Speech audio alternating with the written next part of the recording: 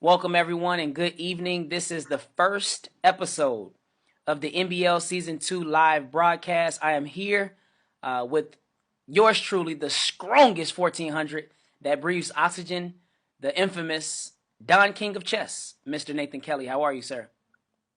That is me. How you doing? All is well, man. So just for starters, man, what's up with this NBL? What is it all about? How y'all on season 2? I just heard about you guys. What happened in season 1? Just kind of fill us in and bring us up to speed, Nate. Man, season one was a blast, man. We had so much fun, so many one-on-one battles, so much trash talking. It was a blast. And now we're in season two.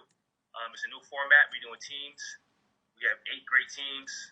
Um, I don't want to give too much away, but if you didn't sign up, it's not too late. You go sign up for D League, but season 2 is fire. So like I say, we have so many tough opponents, all the way up to IMs. Like every arena is full with masters and experts, and even the weaker players got stronger over the last few months from playing this season one.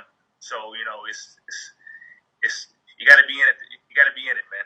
Absolutely. And just to give a little context, season 1 was all about the individual performances, right? Where everyone was kind of duking it out. They were all in arenas battling out for most points. It was just individual stats. What we decided to do in season 2 was add a little spin on it. So not only do we have 8 cities represented in the NBL season 2, but we have 8 head coaches as well that have been doing a phenomenal job thus far. And also, we had our first ever NBL draft. That was exciting. What was the most memorable moment from the draft, Nate? Steven Brekovich, he pulled a fast one. He picked somebody that I don't know why people didn't pick him. He picked Shetty, I think around the 7th round. And man, this it's like Curry and Durant. It's like a backcourt duo. Bad They win every analogy. week. Bad analogy. It's 2019, bro. We got new champs. Oh yeah, So are you saying they're going to be upset in the finals? Is that what you're saying? nah, they're too strong. They're too strong.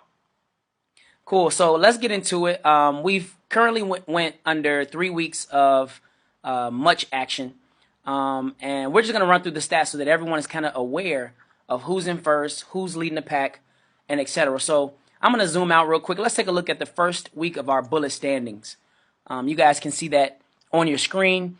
As you can see, after the first debut week, we had the Portland Farmers with 276 points taking a clear first. In second place, we had the New York Wolves with 199 points taking second. And then the Atlanta Gorillas. Man, that's a beautiful team. I mean, that team is just, besides the fact that I'm on it, but the Atlanta Right, right. Gorillas takes third place in week 1. And the beauty about the bullet chess is that, um, it's so interesting because there's so many points available. And with so many points being accessible, it makes for more entertainment. I'm sorry, I enjoy Bullet more than I do Blitz. The only reason is because there's more scoring, man. Like the difference between Bullet scoring is the several hundreds compared to the Yeah. Blitz scoring, which is like 70s and lower. You know? And the funny thing about that too, when Yakov was playing in season one, I think he had a record of 106 points, and thus far it's been broken at least 3 or 4 times. Steven had 126 points in the last arena, so he told me he's going for 200. Sounds So it's good. And just so you guys know, I know you guys are looking at the screen and you guys are like, man, what is this extra bubble that says special? After we get done with these stats, we have a very special guest on the live line for our very first episode. You won't be disappointed, but just hang in there as we go through these stats. We're going to kind of speed it up just a little bit. So in Bullet Week 2, the standings were as follows. The Portland Farmers yet again take a huge lead. In this week, they scored 302 points, breaking all type of records. Unheard of. In second place, we had the New York Wolves with 220, and that's head coach William Grafe. And in third place, yet again, those Atlanta Gorillas, head coach Adaremi Atakola. Any thoughts on week 2, Nate? no, everything's going as planned. I think the Wolves might pull an upset real soon. Mm, They've been creeping along, and I think the Wolves are right there. Right there. absolutely. And moving on to our final week, which is week 3, which was at the top of this week on a Monday. Yet again, those Portland Farmers took another first with 330 points. Yeah. In second place, the upset, the surprise of the group, the Chicago Piranhas. They recently made a trade. Head coach William Jackson traded one of his players that were unable to complete the season with an international master named Joel Banawa. And he was proven to be a very excellent trade. Took them from being pretty much non-existent all the way to the second place spot. And then third place, we had the New York Wolves yet again with head coach William Grafe. Any thoughts on those 3-week performances? Well, I have to give William Jackson credit. I think he reminded me of the Celtics head coach Brad Stevens. You know, he's real crafty, real smart, young dude, and I think he has a lot of talent. I think he has a good eye for picking the right players also. And when he picked up the other, was it Joel? You said? Yeah, Joel Banawa. Oh yeah, that was an excellent pickup. He's the IM from New York, and I think that's a good pickup for his team. And I think there's going to be some more future strides going their way. You know who he reminds me of, since you're using basketball analogies? Remember when Nate Robinson was thrown on the Boston Celtics and just lit a spark in their team? It appears that Joel is doing the same thing for the Chicago Piranhas because, like I said, they weren't mentioned. They weren't on anyone's tongue. They weren't talked about. They were like kind of non-existent. And then all of a sudden, boom, they're right behind the Portland Farmers. I mean, that's admirable. Yeah, so just imagine if he was there from the beginning. True. You know? True. So that was the bullet standings. For those who are not familiar with what we do, on Mondays, we have our nightly arenas at 10 p.m. Central Time. It goes on for 1 hour, and all of these players are duking it out. They're berserking, they're sacking, they're doing all type of craziness. And at the end of the night, we tally up total team points to get our results. So in the bullet, overall standings, we have in first place with a huge lead, the Portland Farmers, again, head coach Stephen Breckenridge. They have 908 total overall points after week 3. In second place, listen to the how far ahead they are.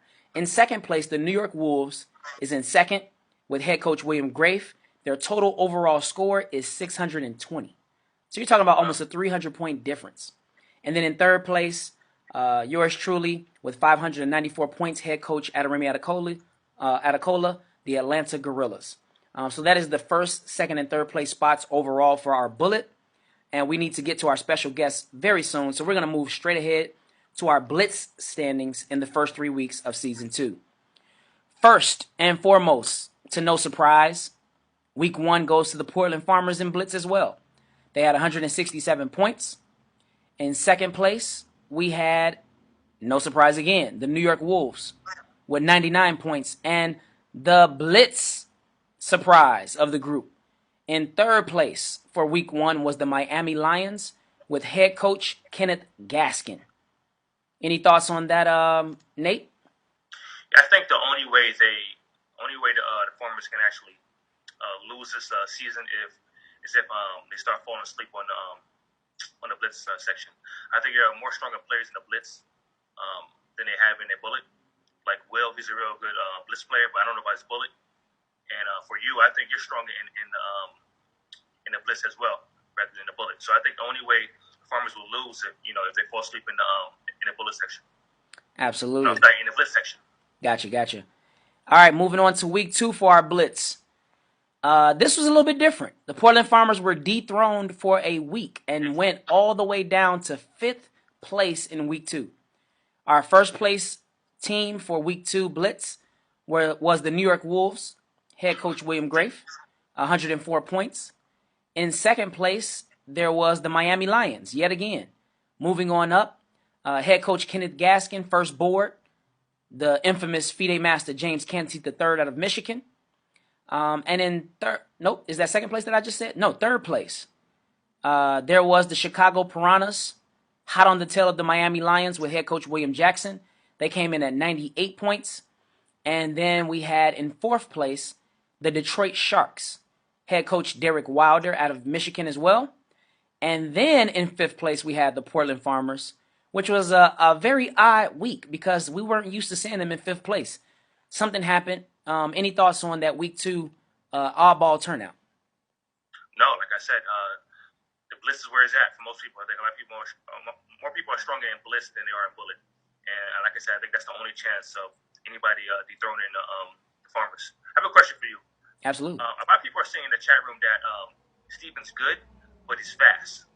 How do you feel about that? Because I'm only 1,400, so I can't really tell the difference. Is he fast and good, or is he just fast? So I'll keep it simple. The debate about fast and good is only entertaining when you look at Steven Breckerich first season rating.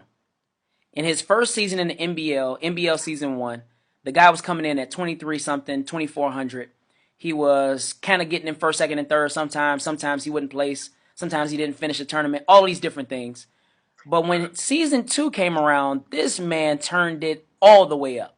So I won't even disrespect and debate whether it's fast or good when a man approaches the 2700 rating mark. It's just it's a mute point. It's not even worth having. Nobody gets to 2700 just based on speed. You have to have strength. He peaked at, I think, 28-16. 28-16. Look at that. I mean, who's hitting those numbers? I know me personally. I know what I'm able to do, and 2700 is not yet in my vicinity. I can get there eventually, but I'm not even in that discussion yet. So I never talk over my head. I always talk at my level or underneath. So I'm not even going to entertain that discussion. Right. Okay. All right. And finally, in week 3 for our blitz standings, they must have been a little pissed because the Portland Farmers came back with a vengeance.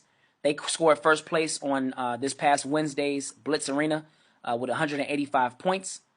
In second place, we had the Detroit Sharks. Very odd.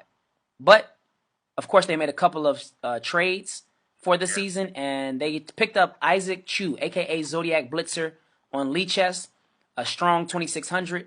He put them over the edge.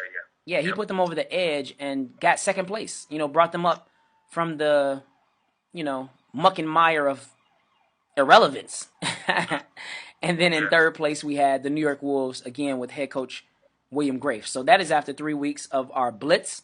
To give an overall score, here is the current standings after week 3. We have in first place, of course, the Portland Farmers with 446 points. In second place, we have the New York Wolves with 321 points. And in third place, we have the Chicago Piranhas with 290. So the blitz is definitely much more closer than the bullet. But of course, going into the playoffs after our 3-month regular season, it will be about the top 4 teams out of the total of 9, not 8, that we'll get into in a moment. With that being said, Nate, before we bring on our special guest, are you aware that this weekend there's something special happening in the? Hold on, let me swag off my jacket real quick. In the NBL, there's something special taking place this weekend on Saturday, and for those who don't know, can you fill them in about what's going on with this wild card team? Actually, I'm gonna let you explain because I'm gonna just show off my shirt while you do all the explaining. Beautiful. Oh, D League baby, step your game up. So, when we had our draft at the beginning of season 2, there were 8 head coaches, 8 cities represented, and each of these cities selected and drafted their top 5 players to represent their team. Everyone who was not selected to be a part of the team were automatically drafted into our D League, which stands for Development League, which means that you have to show and prove yourself. And if someone needed a trade or a swap out or they wanted to updraft or get rid of a bad player, they could have access to this D League. So what we decided to do to make the season interesting is that we decided to form a 9th team for the season called the Wild Card Team. And that Wild Card Team would consist of the top 5 scorers from the first 3 weeks of NBL Season 2. So we're going to have the top 5 in Bullet, formulate a new wildcard team for Mondays, and we're going to have the top 5 players in Blitz on our Wednesday arenas, formulate a team for Blitz. Some players may actually do both because there have been very consistent D-Leaguers, if I do say so myself. But then there are some that will just be Bullet or be Blitz. But, what type of monkey wrench does this add to the picture? When we're not taking the mediocre of the crop, we're taking the top 5 D-Leaguers of the crop. I can think of 2 people that I can't wait to see. I can't wait for it. Sean Martinez from New York, National Master. Definitely very consistent. Yeah. He's been begging to be on the team and very solid player. And also Hutch. He didn't get picked up, right? Hutch, he did not get picked up. But let me say this: he was randomly selected to be an updraft in one of the weeks, and he politely declined. He said that he preferred to be the underdog chess militia that was taking out all of the top dogs. So I said, are you sure? Because it wasn't a mediocre team that was requesting this. It was a top-notch team. And he refused it. So I was actually shocked, but I don't think he's we have to look at the standings, so I don't want to speak Yeah. in error, but I don't believe that he made the D League top 5 wild card team. I would be shocked if he did. So what about Fitty Master, Dalton Perrine out of Orlando, Florida? I would love to see him as a part of that wild card team. The only problem is he did register late, so we don't have much data that we can reference him from. I believe that he played in this past week, which means that he missed the previous 2 weeks. So there's 2 weeks of data and numbers that he just did not have access to due to his late registration. So that says to everybody else, get involved. What are you waiting on? Join the. This is the hottest thing in chess since. I don't know what's the hottest thing. This is just hot. Just get down with the team. But with that being said, we got to keep this rolling. So at this time, would you like to introduce him, or would you like for me to introduce our special guest? Let me introduce my guy right here. All right, beautiful. Fitty Master, Stephen Breckenridge from Oregon. Silent assassin. Don't talk too much, but he's a killer on the board. And with that being said, Stephen, are you there? Yes, sir. All right, welcome to the NBL Season 1 live interview. This is our first special guest. If I had the, the applause sound for the audio, I would definitely give it up for him. Because when I say this dude is shattering everything that I thought was hard or impossible, this dude has expanded my understanding of what it is to score in these arenas. So with that being said, let's get straight into our first question for FIDE Master Stephen Breckenridge, head coach of the Portland Farmers, who you heard us say his name at least every single time that we read a stat, because they're always in the top standings, if not in first. But give us a little background about yourself, Steve. What got you into chess, and how long have you been playing? When did you get this master title? Give us some insight. Yeah, so I started to play chess when I was 4 years old. My dad taught me how to play alongside my brother. He was around he peaked at 1700 right before he quit. And I kind of quit with him for a year, and then I came back when I was 13 years old. I think I was around 1500, and then I shot up to 2200 by high school. And by the end of high school, I got master by the end of high school. I won the state championships for high school stuff in Oregon, and then I got my FIDE Master title in 2012, right in the middle of my transition in colleges. So I was doing community college, then I transferred to Texas Tech University to be on their full scholarship team with head coach Alex Onashuk, who's a 2700 GM, and he taught me for 4 years while I was there. So and I'm sorry, not to cut you off. Did you say full scholarship? Yeah, I got a full ride scholarship for being on their fourth board on the team. So there's two grandmasters and one international master goes ahead of me. I mean, so this is a side note to all of the parents out there that feels like your child has to do basketball, baseball, the typical popular sports in order to get some. Because a lot of times we encourage our children to get in these because we're looking for the assistance during college financing and all these things. But hey, chess, full ride, Texas Tech. What else is there to say? Get involved. I'm sorry to cut you off, but what else? Yeah, there's the Texas Tech shirt with the logo and stuff. Nice. Pretty nice, comfortable. They gave me a backpack too. It has my name on it, chess. So yeah, my brother played chess. My dad taught me, and then my grandpa was 1600 in tournaments, taking us to tournaments in California and stuff. And yeah, recently, I mean, I've been 2800 in the past, on other accounts, but on using just my phone, I was 2400, just berserking all my games basically. I think that was why I lost so much points. But I was always around 2700 before the first season as well. So that might clear up a little bit of did this guy just shoot up to 2000 for no reason, or I don't know. But absolutely. I was telling Nathan before I joined the league and stuff too, before National Blitz League kind of came through, I was man, I'm gonna be getting 100 points easy. I think he remembers that. And then, Yeah. But I mean, it wasn't so easy because Yakov was playing and other people and stuff too, so Jeff Reinberg. Mm-hmm. So I remember you from before when I first met you actually online, and we were trying to set up a cage match. Maybe you were supposed to come to Chicago, and I was naming some players. So I was like, man, we have this guy, this guy, this guy, and then the first thing you told me was oh, they're not strong enough for me. We need somebody else. Yeah, I mean, GM or is like gym or nothing, kind of. But like, cause I want to challenge, and I also want to be like thought of as like an underdog or something. Because I mean, I've gone like 1-1 over the board against Yakov and stuff, and he was pissed. And so I was like, yeah, let's look at him, and he was like, oh man, he doesn't have a chance. I'm like, that's not what like last blitz match we had. I don't think you were thinking that. Yeah. So Steve, the crazy thing, man, in the draft, I think Nate mentioned it earlier as well. There were 7 head coaches. You had the highest rating, so you had to select your player last for your draft. And 7 head coaches all pass up on Atuya Shetty, international master, leaving him in the grasp of a FIDE master who's already at the top of the food chain. How does that happen? I mean, what's the logic behind it? Yeah, so his probably the first thing was him on the list. Like people were just kind of going down the list because maybe they didn't have a lot of time to do research and stuff. And that, like I sent a message. I think like all the directors saw it too. I'm like, is Shetty legit on this roster right now? And you're like, yep, he's legit. And then everyone just like saw his little excerpt that says like he can't play on tournaments. And then I saw that. I was like, wait a second. I mean, it's Mondays and Wednesdays. I mean, how many tournaments are going to be on those dates? And then I don't know why people are like, oh, that just means he's like never going to be available or something. But that's not the case. And like then when I talked to him, he's like, yeah, I really want to just like crush this thing too. I'm like, oh man, you guys are in trouble. So let that be a statement to all the Rudy Poos out there. All you Rudy Poos, listen up. You guys didn't do enough data analysis.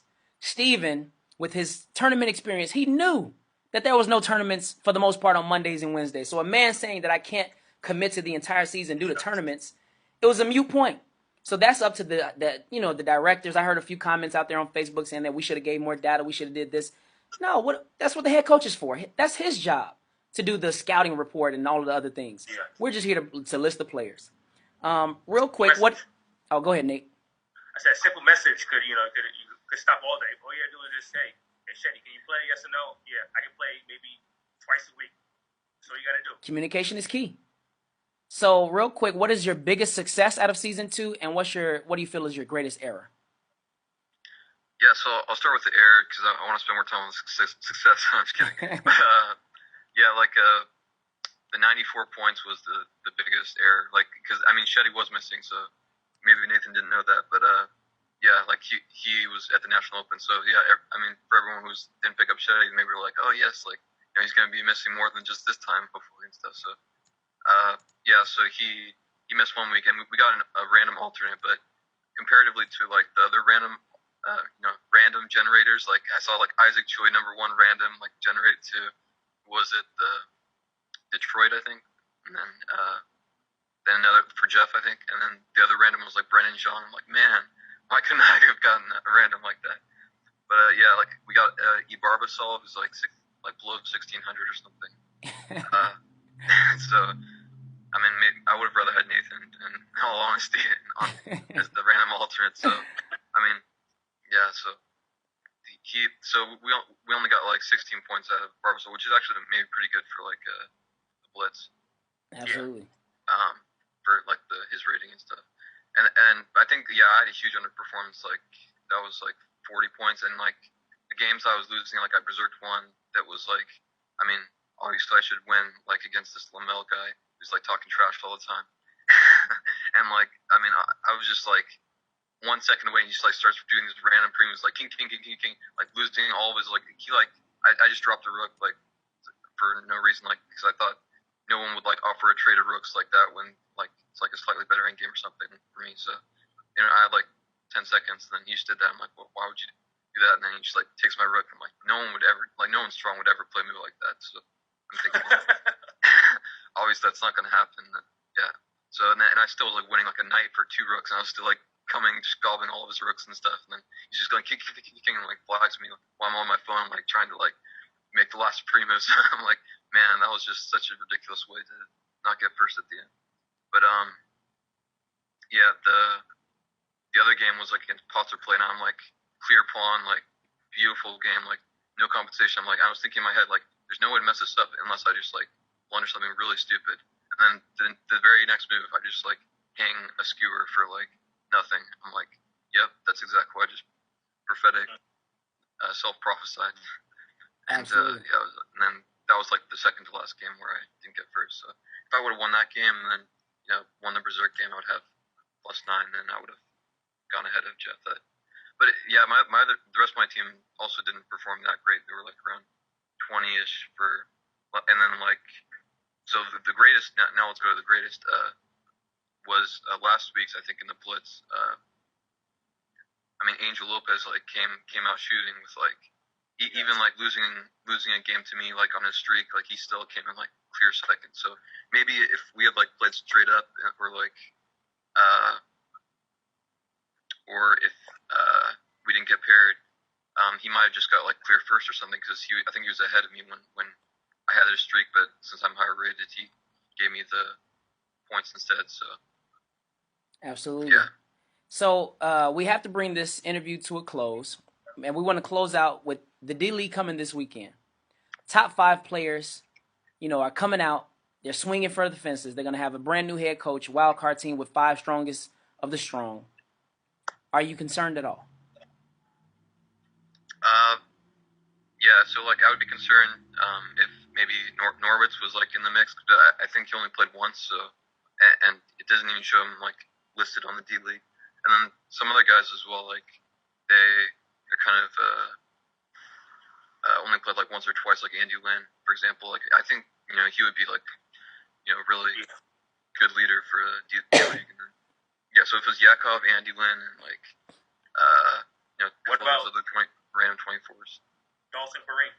Yeah. Perrine. Yeah. So if it didn't come to like overall points, then it definitely could be like a force that could scare the Farmers. But right now we're just saying watch your gardens, because we're still at it. All right, Steve, thank you for taking the time out to be with us today. We look forward to what you guys are going to do for the rest of the season, man. Take it easy. Yeah, I really love the NBL, and thanks guys for setting all this up. Hopefully we can get a cage match with someone strong in the future. See what I mean? All right, take it easy, guys.